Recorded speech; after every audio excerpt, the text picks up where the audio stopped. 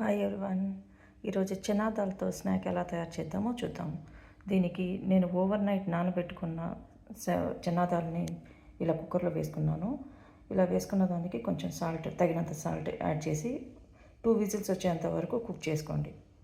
2 whistles వచ్చాక water drain చేస్తే ఇలా ఒక బౌల్లోకి తీసుకోండి. ఇప్పుడు పోపు ఎలా పెట్టాలో చూద్దాం. ఇప్పుడు పోపు పెడుతున్నాము.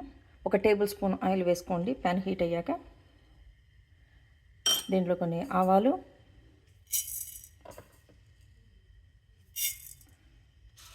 నేను పోపు తీసేకి ఉద్దిపప్పు వాడానండి. మీకు ఏది పచ్చిశనగపప్పు కావాలనుకుంటే వేసుకోవచ్చు. అలానే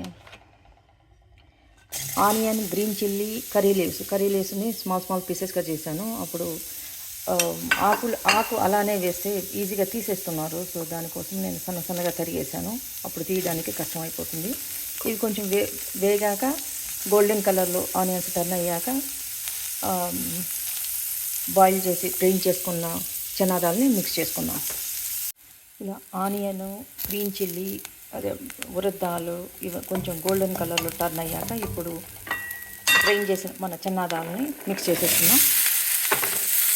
సాల్ట్ అవసరం లేదండి, మనం బాయిల్ చేసేటప్పుడు వేసాం కాబట్టి ఇంకా అవసరపడదు. ఇలా కంప్లీట్గా మిక్స్ చేసుకున్నాక జస్ట్ 1 మినిట్ అలా వదిలేయండి. 30 సెకండ్స్ టు 1 మినిట్ సరిపోతుంది. స్టవ్ ఆఫ్ చేసి ఆ చల్లబడేంత వరకు వెయిట్ చేయండి, సరిపోతుంది.